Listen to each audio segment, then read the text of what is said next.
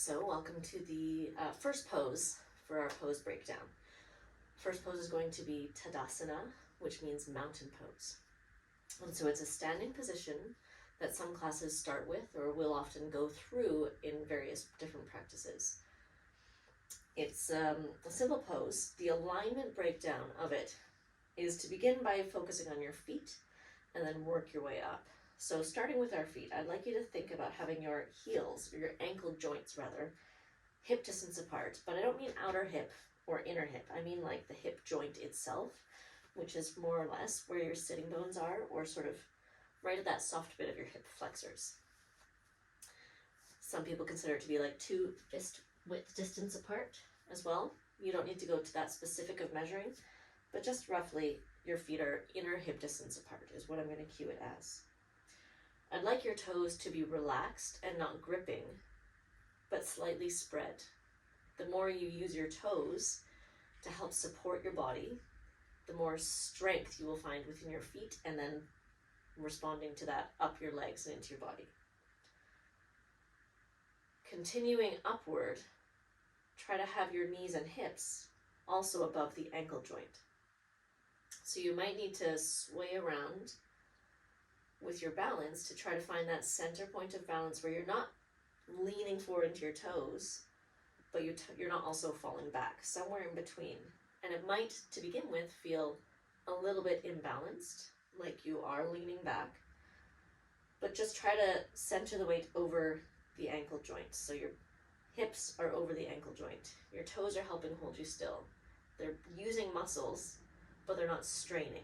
And it might take practice over and over to get back used to standing that way.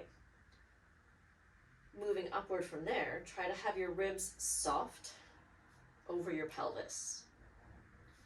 So if your pelvis is neutral, not tipping forward, not tucking under, but neutral, if you think of those ASIS, your hip points, shooting straight forward like little pew pew cowboy guns or laser beams, your pelvis is neutral. Some people think of it as like a bowl of water, and you don't want to be tipping the water forward or back or left or right. So once your pelvic bowl is neutral, your ribs can then soften and stack above, like they're the lid to that pot of water. A lot of people tend to fall into the balance of standing with your pelvis tilted forward and then your ribs flirt forward, and that can create the opportunity for restricted breath and sore back. This is an exaggeration of that, but we're going to try to untilt that pelvis, soften the ribs down, and allow yourself to stack ribs over pelvis, over ankles. And then from there, allow your shoulders to relax and have the shoulder joints above the hip joints. So if I turn to the side, you might notice that I'm aiming to have, and I can't see myself, so I don't know if this is true, but I'm aiming to feel my balance, having my shoulder joints over the hip joint. So that sort of bony bit, mid-hip, there it is, above the ankle joint. It's challenging to do without being able to see yourself, and it takes practice. And then from there, I'm going to aim to have my ears above those shoulder joints as well.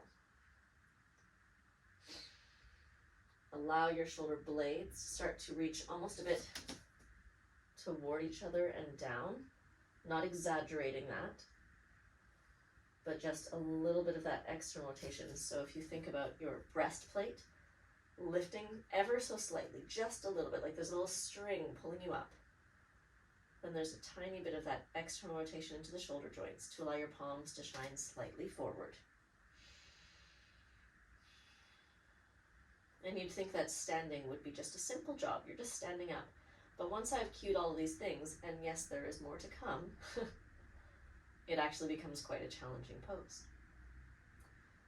So once you get yourself stacked up into alignment, then you can think about your inhales expanding out into the palms of your hands and the soles of your feet, as if you could feel your energy pushing down into the floor.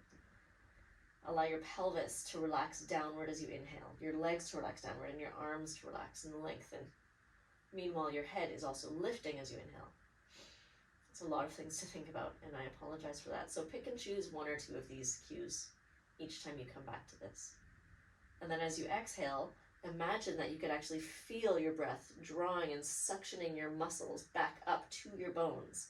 The arches of your feet lifting and suctioning energy from the earth up into your pelvis. And everything is drawing inward toward your heart. So expand on the inhale. And feel that energy pulling up through the palms of your hands, soles of your feet, up to your heart, until it almost feels like your muscles are just hugging your bones a little bit.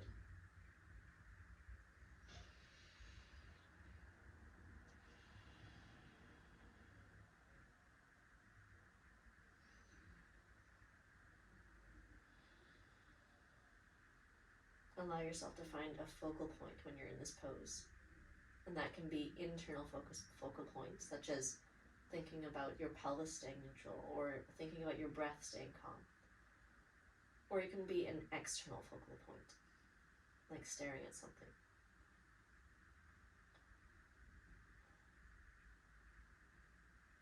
And just doing that one pose can be enough for the day, and that can be it for you, because there are still a lot of things to think about there.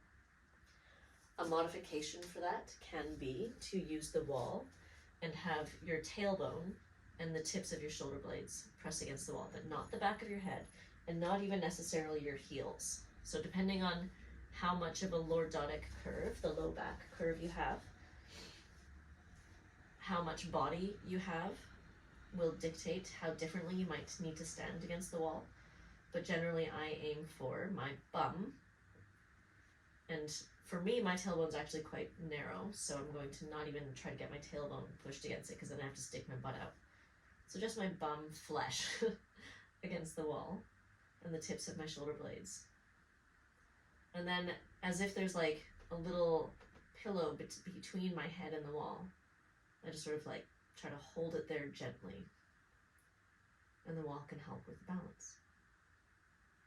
Another alternative is to hold onto the wall with one hand, or hold onto a chair or the side of a sofa. And another modification is to have your eyes closed as you do this.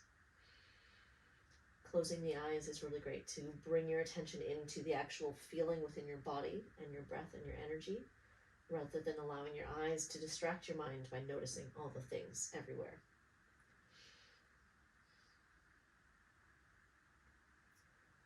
So there we go. Tadasana, mountain pose. Some also call it samastitihi, where you bring your palms together, very similar, but samastitihi is equal balanced posing. I hope you enjoyed it. Let me know if you have any questions.